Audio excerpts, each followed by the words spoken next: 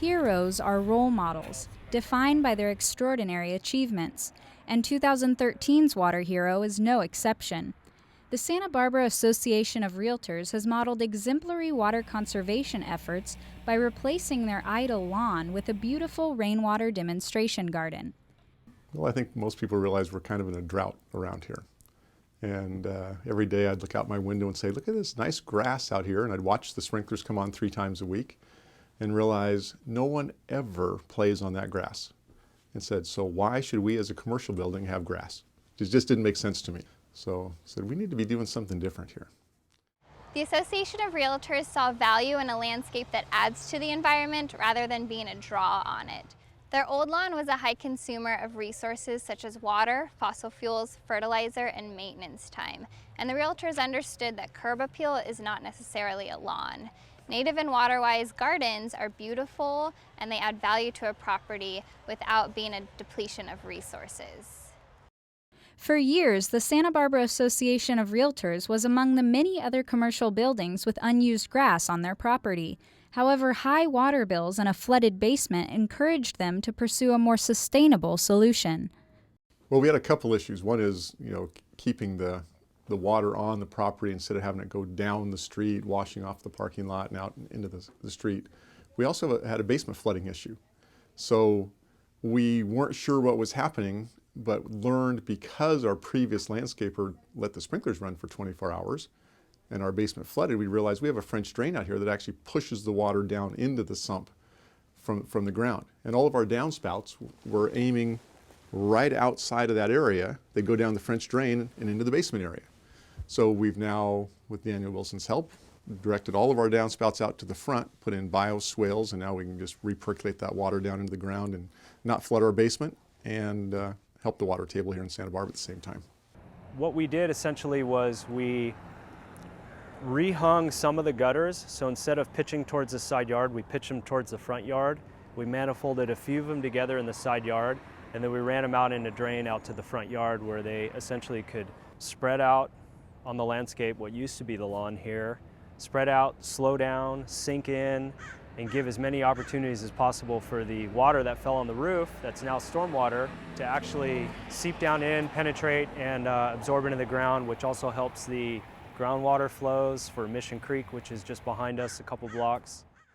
This demonstration garden features a variety of native plants, as well as a dry creek bed that will act as a natural filter for pollutants when it rains. I mean, at first, when I said I want to put in drought-tolerant landscaping, I had some of my board members saying, oh, sure, rocks and cactus. I said, no, that's not what it's going to be. It'll be native plantings. It'll be things that should naturally be growing in this kind of environment. And now that it's in, they're all bragging about the fact that they've made the decision to do this. So it's gone very well. And every time I'm looking out the window, it seems like there's somebody just stopping and looking and saying, wow, look at that. We've got some new and exciting. And I'm not sure if people are hearing about it from the realtors and intentionally coming by, but I have people sometimes drive up, stop, take a look, and then get back in their car and drive away. So they're intentionally coming here just to take a look at it.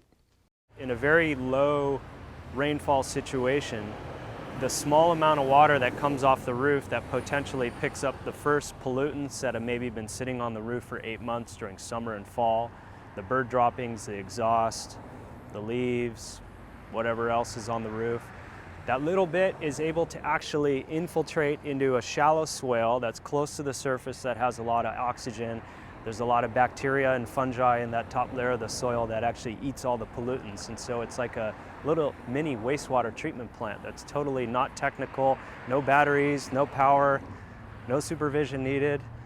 Essentially just sort of works on its own. And then in the really heavy rain situations where there's a lot of water and that water is not polluted because it's raining heavily, there's overflow areas where there's what we see is this cobble swale, but underneath in 2 of the areas is actually some pretty substantial basins that go down approximately 2 feet that are lined with weed block fabric so weeds don't grow in them, and they're filled with really coarse cobble to act as a large volumetric chamber, like a leaky tank. So water can go in like a rainwater cistern, but it leaks right out the bottom and absorbs into the soil. And then what we did is we planted the plants next to them, more water-loving plants next to the edges that actually could tap the roots down into the more moist soil conditions and therefore use less supplemental water through the course of the year. In addition to substantially lowering water and resource consumption, the garden has also considerably reduced maintenance. So the maintenance of the old lawn that we removed was once a week mowing, quarterly fertilizing, typically with petrochemicals, and weekly hauling of green waste and disposal and taking away. And what we're looking at now is maybe quarterly coming in here and spending a couple hours just doing a little bit of nip and tuck pruning for shaping. So realistically, we're probably reducing the overall energy that goes into maintenance of this landscape by maybe 99%. By replacing their lawn with a water-wise landscape, the Santa Barbara Association of Realtors hopes to educate and inspire their clients to do the same, while also providing a great rainwater demonstration garden for the community.